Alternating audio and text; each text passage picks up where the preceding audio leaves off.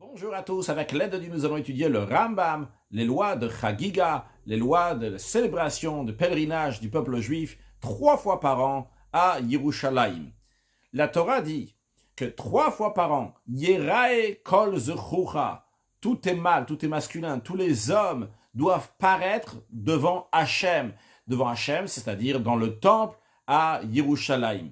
Et à cette occasion-là, il y a 3 mitzvot, 3 commandements qui s'appliquent. Ces 3 commandements sont liés avec des sacrifices. Le premier, c'est Olat Re'iyah, offrande d'apparition, le fait d'apparaître devant Hachem. On n'a pas le droit de venir les mains vides, on doit avoir les mains remplies, venir avec un sacrifice, donc holocauste. Un deuxième sacrifice qui s'appelle Chagiga, ou de manière plus précise, le Shalmei Chagiga, les offrandes de paix de Chagiga qui sont liées donc avec la fête et qui vont être mangées donc par les propriétaires à l'occasion de la fête, par les propriétaires, par la famille, etc. à l'occasion de la fête.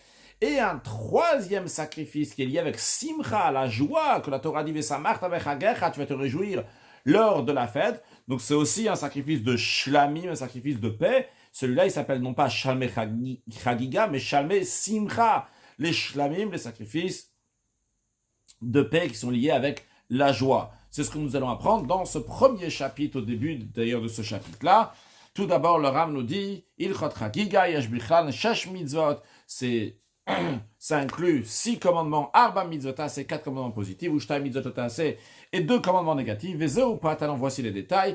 Premièrement, Aleph, les raot et pnei Hashem, donc de paraître devant Dieu, c'est-à-dire de venir dans la cour du temple, devant la Shrina, la présence divine, dans les 3 fêtes, à Pesach, Shavuot et Sukkot, et d'amener un sacrifice de Ola, donc Ola de Re'iyah, un holocauste d'apparition, de paraître devant Hachem. Bet, lachok beshalosh regalim, donc de fêter lors des 3 fêtes, qu'on dit donc de fêter, c'est-à-dire de venir au Bet Amidash avec le Shalmei Chagiga, avec cette offrande de sacrifice de paix, donc festive. Gimel, l'histoire barigalim, de se réjouir lors des fêtes, et cette 3e mitzvah que le Ram nous dit est liée donc avec le 3e sacrifice, donc ça s'appelle Shalmei Simcha, les sacrifices de paix qui sont liés avec la joie. Dalet, l'interdiction chez l'Oyere Rekam, de ne pas apparaître devant Hachem les mains vides, c'est-à-dire sans sacrifice.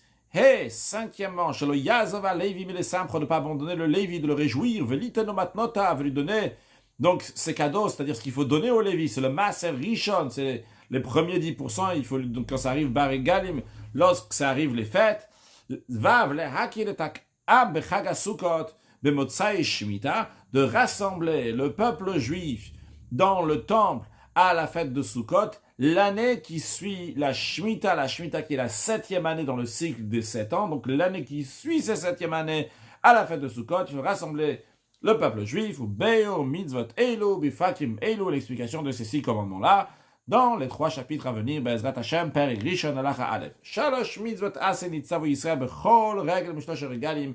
Il y a 3 commandements positifs que le peuple juif a été ordonné dans chacune des 3 fêtes, donc de Pesach, Shavuot et Sukkot, Ve'elouen. Et les voici donc les 3 commandements, le Ram nous dit brièvement, et après donc avec plus de détails. Premièrement, la Hari'iyah, donc l'apparition, Shenamar, comme il est dit, Yerae Kol Zchucha, que tout mâle va apparaître, tout garçon va apparaître devant Hachem, dans l'endroit où Hachem a choisi, donc c'est-à-dire dans le Bet Hamikdash, dans le temple. Deuxième mitzvah, Ve'hachagiga, la mitzvah donc de célébrer, on va traduire la fête. Shenamar, comme il dit, Tachog l'Hachem Elokecha, tu célébreras pour Hachem ton Dieu. Et la 3e comme mitzvah, c'est Ve'asimcha, c'est la joie. Shenamar, comme il dit, Ve'samarta bechagecha, tu te réjouiras lors de ta fête. Et le Rambam maintenant développe quels sont ces 3 commandements dans Halacha Aleph. Quand la Torah parle d'apparaître devant Dieu, c'est qu'il va montrer son visage dans la cour du temple, que la Torah dit que tous tes mâles seront vus, tous tes mâles vont apparaître, donc il va se montrer devant Hachem, quand le premier jour de la fête, c'est le premier jour de la fête de Sukkot, le premier jour de la fête de Pesach, je reprends, c'est soit le premier jour de la fête de Pesach, soit le premier jour de la fête de Sukkot, ou bien le jour de Shavuot. Quand il vient, il va venir les mains vides. Il doit venir avec un sacrifice holocauste, donc ce qu'on appelle Olad Re'iyah, donc cet holocauste d'apparition devant Hachem. Ce sacrifice-là, il peut être ben binaof, il peut être donc des oiseaux, c'est-à-dire donc des tourterelles ou des jeunes colombes, ben mina be'ema, ça peut être donc des animaux, que ce soit du gros bétail, du petit bétail. Et maintenant, le Rav nous dit, celui qui est venu dans la cour du temple le premier jour de la fête, il n'a pas amené un holocauste avec lui, c'est pas seulement qu'il a annulé un commandement positif, et la c'est en plus de ça, il a transgressé un commandement négatif, parce que la Torah dit, Dieu dit, lorsque vous allez venir me voir dans le temple, vous n'allez pas apparaître devant moi, vide, les mains vides, sans sacrifice. Donc, il y a ici veloyerao, donc il y a un commandement négatif. Mais, bien qu'en général, qu'il y a un commandement négatif, c'est quelqu'un qui le transgresse, il reçoit les 39 coups de bastonnade. Ici, il ne reçoit pas les 39 coups de bastonnade, charelo asama, c'est parce qu'il n'a pas fait d'action. C'est vrai qu'il a transgressé quelque chose, mais il n'a pas donc fait quelque chose, une action. Et vu qu'il n'a pas fait d'action, enlo qui m'a c'est la réalité qu'on ne reçoit pas donc de 39 coups de bastonnade sur un interdit s'il n'y a pas une action. Donc ça, le Rav nous a expliqué pour l'instant donc la première mitzvah, le Olad Re'iyah, l'holocauste d'apparition. Deuxième mitzvah de la fête, c'est un Chagiga Amura Batora, donc la célébration, la fête que la Torah parle, le Tachog l'Hashem Lokera. Tu vas célébrer pour Hachem, c'est quoi? C'est qui va amener un sacrifice de paix le premier jour de la fête, lorsqu'il va venir se présenter, il va apparaître dans la cour du temple. Alors il me dit, c'est connu, on le sait, que les sacrifices de paix sont amenés non pas des oiseaux, comme l'Holocauste on a vu que ça peut être aussi des oiseaux, mais les shlamim, on peut les offrir uniquement donc des animaux. Ou ces deux commandements que nous avons le devoir, donc le Re'iyah, donc l'holocauste d'apparition, Ve'achagiga, les sacrifices de paix, de célébration, ces deux commandements-là, les femmes ne sont pas astreintes à ces commandements-là, vu que c'est des commandements positifs qui dépendent du temps, les femmes y sont exemptées. Maintenant, en ce qui concerne le troisième commandement, Hasimcha Amura Barganim, la joie que la Torah dit d'avoir à la fête, en quoi ça s'exprime encore une fois en sacrifice, ou chez Yakiv Shlamim, qui va amener un sacrifice de paix. Yater al Shalmei Chagiga, en plus du sacrifice de paix, de célébration, en plus de celui-là, il va amener encore un autre sacrifice de paix, un autre Shlamim, Ve'elwanikraim Shalmei Simcha, cet autre sacrifice de paix s'appelle, non pas Shalmei Chagiga, mais Shalmei Simcha, le sacrifice de paix, donc de joie, de réjouissance. Chez Namar, comme la Torah dit, Vezavarta Shlamim, tu vas égorger, tu vas amener en sacrifice donc des sacrifices de paix, Ve'achalta Sham, tu mangeras là-bas, Ve'samarta Lifnei Hashem Elokecha, tu te réjouiras devant l'Éternel ton Dieu. Maintenant, bien que c'est un commandement positif qui dépend du temps, quand même, Venashim Chayavot B'mitzvazo, les femmes sont astreintes à ce commandement-là. On apprend ça vu que la Torah dit clairement, Ve'samarta ata uvetecha, tu vas te réjouir toi, donc monsieur, Ve'uvetecha, ta famille, donc ta femme aussi. Donc la simcha, la joie de la fête, c'est pas seulement donc un commandement pour les hommes, mais c'est aussi pour les femmes. Halacha bet. Après que le Ram nous a dit donc de manière générale qu'est-ce que représentent ces trois mitzvot, c'est un commandement de la fête et comment ça s'exprime dans les trois sacrifices, le Ram va nous dire des détails sur ces sacrifices-là. Hare'iyah, donc l'holocauste d'apparition, Ve'achagiga, les sacrifices de paix, de célébration, Enlaim Shir Minatora, la Torah ne donne pas de mesure, quelle valeur doit avoir le sacrifice. Shanama, car la Torah dit Ishke Matnat Yado, chacun donc en fonction de ses moyens, il va amener le sacrifice.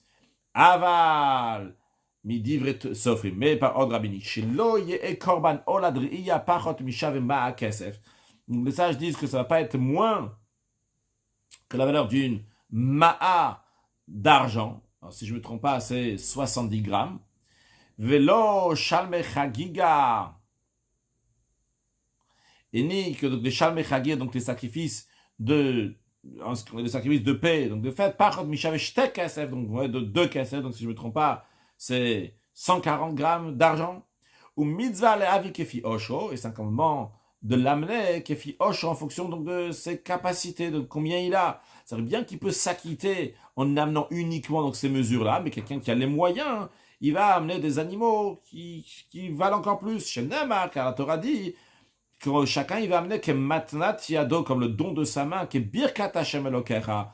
La Torah ne se contente pas de dire en fonction de le don de ta main, mais elle dit que la bénédiction de Dieu, si Dieu t'a donné beaucoup de moyens, eh bien tu vas en donner encore plus. Halacha Gimel, Shalme Simcha. En ce qui concerne donc le troisième sacrifice, le sacrifice de paix de joie, les sages n'ont pas mis de mesure, contrairement à ce qui en est dans l'Achabet qu'on a vu donc pour les deux premiers sacrifices donc d'apparition et de célébration, mais celui de joie, les sages n'ont pas mis de mesure. Comment ça se passe? Lorsque un homme va aller à Yerushalayim donc pour célébrer la fête, s'il avait donc des sacrifices d'apparition, donc des sacrifices donc qui sont pour en holocauste, il les amène dans la cour du temple. Et par cela, donc, il fait la mitzvah. Ou bien, qu'est-ce qu'il doit faire aussi? Il n'a pas amené des animaux. Il doit prendre avec lui des pièces d'argent. Liknot boa korban pour acheter un sacrifice. Si il n'a pas des pièces d'argent avec lui, lo yavi shave kesef. Il ne doit pas amener quelque chose qui vaut de l'argent. Même si c'est un lingot d'argent, il ne doit pas amener non plus. Il faut que c'est des pièces d'argent, non pas quelque chose qui vaut de l'argent. Afilo ayabeyado shave kamazo. Même s'il avait un objet qui vaut plusieurs pièces en or, mais il n'a pas des pièces eux-mêmes, asur lo lalodre kambelo kesef. Il n'a pas le droit de monter, d'aller à Yerushalayim les mains vides totalement, sans animal et sans pièces d'argent non plus, velo korban, sans sacrifice. Bien que d'après la Torah, il aurait le droit. Lamas, ou pourquoi les sages ont interdit, chez Yal Biyado Shavek Kesef, qui va faire monter avec lui, qui va aller à Yerushalayim avec quelque chose qui a seulement la valeur de l'argent. La raison, elle est Gzeira Shemaloim Tsalim Kor. Vrai, il va avoir quelque chose qui coûte même très cher, mais peut-être il ne va pas trouver de quoi vendre. Il ne va pas trouver quelqu'un qui veut acheter son objet, donc il n'aura pas d'argent, il ne pourra pas amener le sacrifice. Ou bien encore une autre chose qui peut y arriver. Chez Maïmatsu Amaot Sigim, c'est possible que ce qu'il a amené, donc qui ne sont pas des pièces d'argent pur, il est possible qu'on va trouver donc des sigim, donc j'ai oublié comment on dit, donc des saletés, donc des choses qui sont mélangées à l'intérieur donc de cet argent, c'est pas de l'argent pur, et donc il aura moins de ce qu'il doit être sûr que ce soit des pièces d'argent donc qui sont valables, qu'il peut utiliser, et qu'on va pas dire que ces pièces d'argent-là valent moins, lui il pensait avoir amené tant, et finalement il s'avère qu'il a moins, c'est la raison pour laquelle il doit amener des pièces d'argent qui sont valables. S'il n'amène pas un sacrifice, donc ou un sacrifice ou un animal, ou bien les pièces d'argent. Halakha dalet. Celui qui n'a pas amené le premier jour de la fête, son holocauste d'apparition, ou bien son sacrifice de paix, de célébration, eh bien il va offrir son sacrifice les autres jours de la fête. Donc par exemple, s'il n'a pas amené le premier jour de Pessah, il aura les 7 jours de Pessah pour l'amener. S'il n'a pas amené le premier jour de Sukkot, il aura les 7 jours qui viennent après. On verra qu'il aura même Shmini Atzeret. Et en ce qui concerne donc le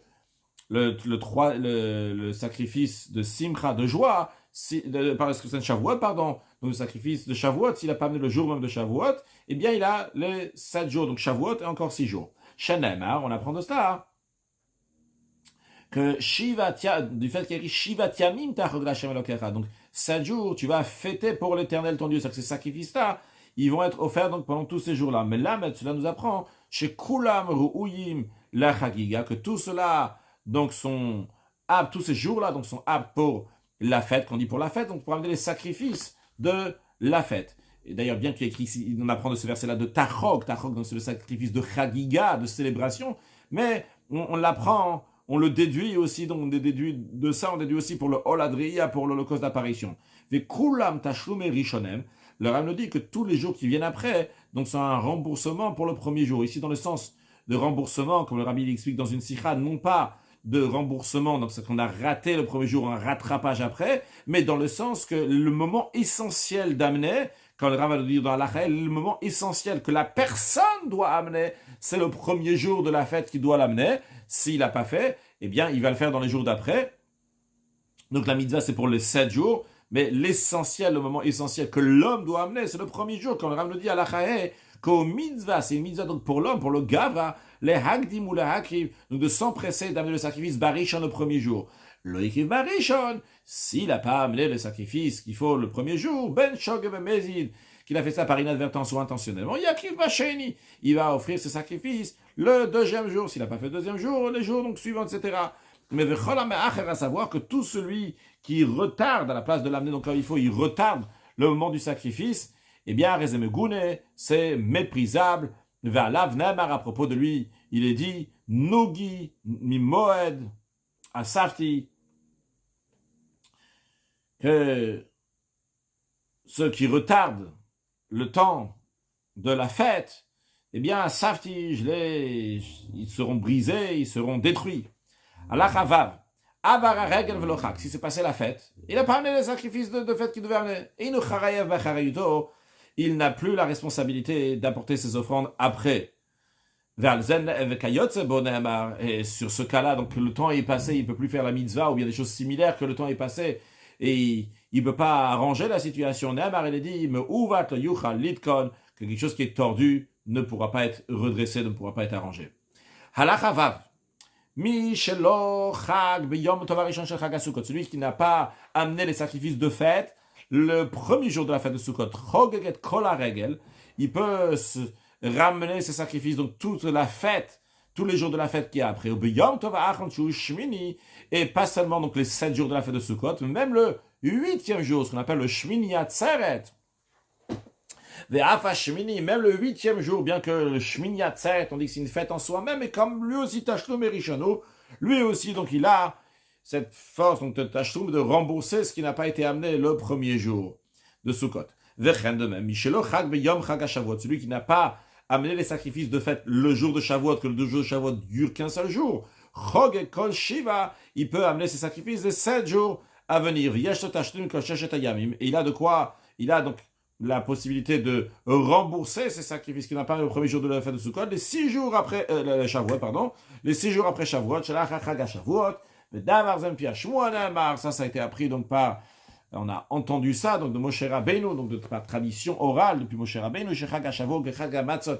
que la fête de Shavuot, bien qu'elle dure un jour, elle est considérée comme la fête de Matzot, donc la fête de Pesach, en ce qui concerne les remboursements des sacrifices de fête, donc ça peut être fait pendant 7 jours, donc commençant par le premier jour de la fête de Shavuot.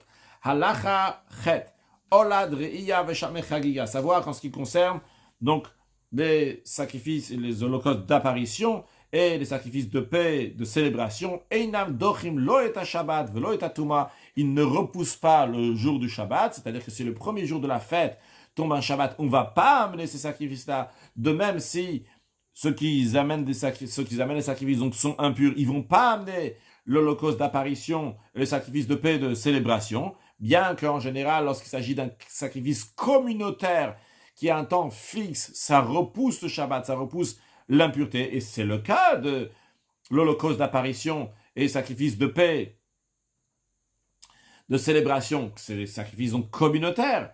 Eh bien, ils ne repoussent pas le Shabbat et l'impureté. Pourquoi? Les fiches qu'ils n'ont pas la même fixation que les sacrifices communautaires. Car, en ce qui concerne les sacrifices communautaires, tu ne veux pas les rattraper après. Mais ces sacrifices-là, donc de l'holocauste d'apparition et sacrifices de paix, de célébration, s'il ne va pas les amener aujourd'hui sacrifice, s'il n'amène pas le premier jour de la fête, il peut les amener après, comme on a expliqué avant dans la Chazaïn. Bien qu'il ne repousse pas le Shabbat et l'impureté, mais il repousse le Yom Tov, donc les lois de Yom Tov, ça veut dire que on amène le premier jour de la fête les sacrifices d'holocauste d'apparition et les sacrifices de paix, de célébration. Bien que le jour de Yom Tov, on n'a pas le droit d'amener des sacrifices qu'on a fait en vœu ou en don. C'est-à-dire que quelqu'un il dit, je fais un vœu, je vais amener tel animal, ou je fais un don de tel animal au temple, il ne pourra pas l'amener le premier jour de la fête, il ne pourra pas l'amener les jours de Yom Tov, le jour de fête. Mais quand même, en ce qui concerne les 3 sacrifices que nous parlons dans ce chapitre, il peut, oui, les offrir. Pourquoi? Ça, c'est pas des vœux et des dons. Des vœux et des dons, la définition, c'est que la personne d'elle-même, elle a décidé de les offrir. Ici, ces 3 sacrifices-là, elle a chovot, c'est des obligations, c'est une mitzvah de le faire. C'est la raison pour laquelle que ça repousse le Yom Tov.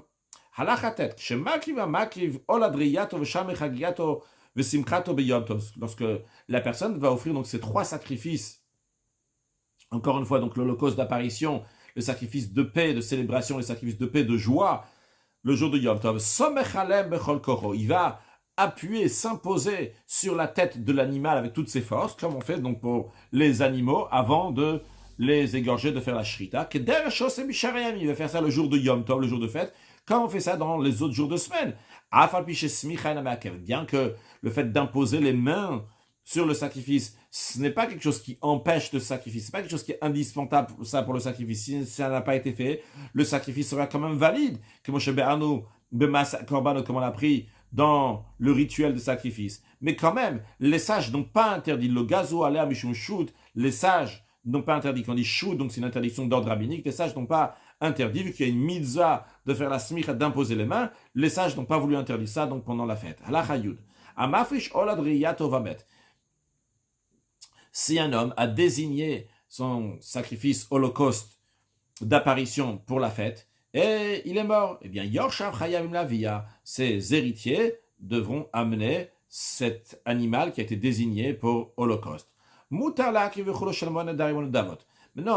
en ce qui concerne les jours de Chol HaMoed, on va les appeler demi-fêtes, comme ça on appelle ça en français, donc c'est-à-dire qu'il y a le jour de Yom Tov, le jour de fête, donc il y a le début de la fête de Pesach et la fin de la fête de Pesach, le début de la fête de Sukkot et la fin de la fête de Sukkot, donc Shmini Atzeret, et au milieu, entre les deux, il y a ce qu'on appelle Chol HaMoed. Le Ram va nous dire ici, jusqu'à la fin de Halakha Yud, qu'on déduit d'un verset, qu'il y a plusieurs choses qu'on peut amener en sacrifice pendant Chol HaMoed, bien qu'on ne peut pas les amener pendant Yom Tov. Quelles sont ces choses-là? Donc le Ram commence à nous dire déjà, en ce qui concerne donc les vœux et les dons que quelqu'un a fait, il a le droit d'amener ces sacrifices-là pendant Chol HaMoed, pendant la demi-fête, car le verset dit voici donc les sacrifices que vous allez faire à Dieu pendant les jours de fête. Puis le verset continue, en plus de ces sacrifices-là que vous allez faire pendant la fête, en plus de vos vœux, vos sacrifices que vous avez fait, un vœu que vous allez les amener, et les sacrifices que vous avez décidé de donner au temple. Donc le fait qu'on nous dit que en plus de ces sacrifices de vœux et de dons, c'est-à-dire qu'on peut les faire pendant la fête. Donc Miklal, on a dit là, chez Kirvim Bareg, on va les amener pendant la fête. Mais quand on dit on va les amener pendant la fête, ça ne veut pas être le jour de Yom Tov. Donc si ce n'est pas le jour de Yom Tov, le jour de fête même, ça va être le jour de Chol HaMoed. Et le Ram continue à nous expliquer donc la suite du verset que nous venons de voir. El et Tasul Hashem Boadechem, le Vad Minidrechem Vedivotechem. Il y a écrit après dans la suite, les Holotechem, pour vos holocaustes. Qu'est-ce que ça vient nous apprendre?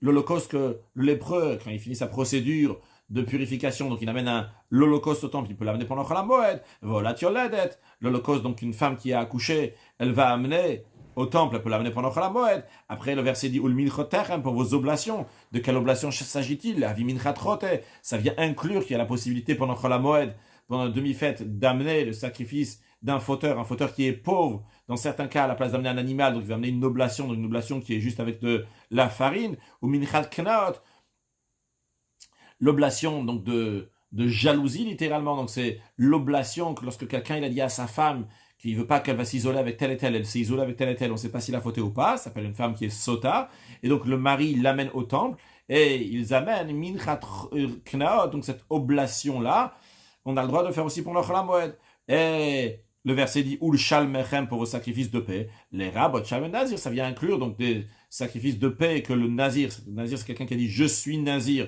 donc il a toute une procédure à faire. Et quand il finit donc son Nézira, il doit amener des sacrifices. Donc entre autres, il y a aussi donc un sacrifice de paix. Hakol, tous les sacrifices qu'on vient de mentionner, Krivim Bamoed, peut être offert en sacrifice donc pendant Chol HaMoed demi-fête. Ve'en Krivim Yom Tov, mais ils peuvent pas être offerts le jour de Yom Tov, le jour de fête. Halakha Yud Aleph.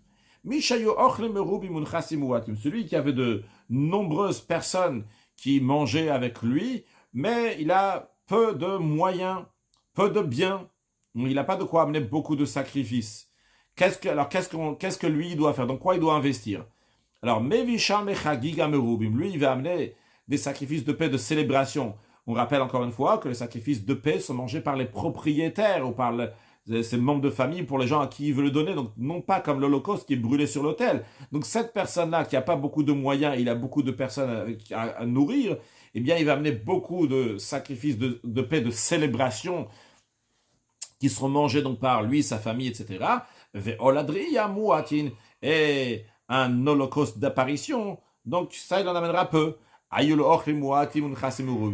Dans un cas où il avait peu de gens à nourrir avec lui, mais il avait beaucoup de moyens. Dans un tel cas, Mevi Oladri à Merubot, il amène beaucoup d'holocaustes d'apparition, beaucoup de sacs d'animaux donc qui vont être en holocauste, qui vont être entièrement brûlés sur l'autel, et des sacrifices de paix, de célébration, peu vu qu'il n'a pas beaucoup de gens à nourrir. Maintenant, si Zevazemouat, si il a peu de gens à nourrir et il n'a pas beaucoup d'argent, Alze Amrou, c'est à propos de telle personne que nos sages ont dit, on a appris avant, que le Yifot Mimal Ola, qui va amener au moins une ma'a d'argent, un holocauste, ou jeter 2 pièces d'argent pour sacrifice de paix. Maintenant, si Zevazemeroube, si il a beaucoup de gens à nourrir et il a aussi beaucoup de moyens, Alzendamar, sur ça il est dit que Birkat Hashem Elokecha, Hashem Natanar, comme la bénédiction de Dieu qui t'a donné, donc en fonction de ça, donc tu vas rajouter encore plus. Conclure avec un mot de Chassidut. On a parlé de la fête de Shavuot qui a un seul jour, mais bien qu'il ait un seul jour, elle a encore 6 jours après qu'on peut amener les sacrifices comme les autres fêtes. Qu'est-ce qu'il y a de particulier dans la fête de Shavuot? La fête de Shavuot, qu'elle est un seul jour. Pourquoi elle est un seul jour? Cela ne représente pas donc le 7, le chiffre 7 qui représente la nature et qui représente les qualités et les capacités, etc. Non, ça ne représente pas tout ça, ça représente quelque chose qui est unique. En effet, à la fête de Shavuot, Dieu a choisi le peuple juif, non pas parce que le peuple juif a une certaine qualité. Dieu, il a choisi le peuple juif parce qu'il a choisi. Un vrai choix dans la Chassidoute, c'est expliqué, c'est qu'on choisit non pas pour une raison. Du moment où tu choisis pour une raison, c'est pas un choix, c'est un raisonnement. Dieu a choisi le peuple juif parce qu'il a choisi le peuple juif. Il nous a choisi de toutes les nations, c'est passé à Shavuot. Et nous aussi, on a choisi à Kadosh Baruch, non pas pour une raison, pour une qualité ou quoi que ce soit, mais tout simplement parce qu'on s'attache à Dieu. Et vu qu'il y a le Etzem, l'essence du juif qui se dévoile à ce moment-là, il y a l'essence de Dieu qui se dévoile à ce moment-là, eh bien à ce moment-là, on n'est plus limité dans un temps. Ça peut être même après la fête, mais ces jours-là qui vont suivre la fête aussi, il va se dévoiler le Etzem, l'essence de ce jour de fête de Shavuot, et donc on pourra continuer cette fête et amener des sacrifices de Shavuot, même dans les jours qui vont suivre, que Dieu fasse que très prochainement, on va voir comment Israël, comment le peuple juif et Dieu font une seule chose avec la venue de Mashiach. Now, excellente journée.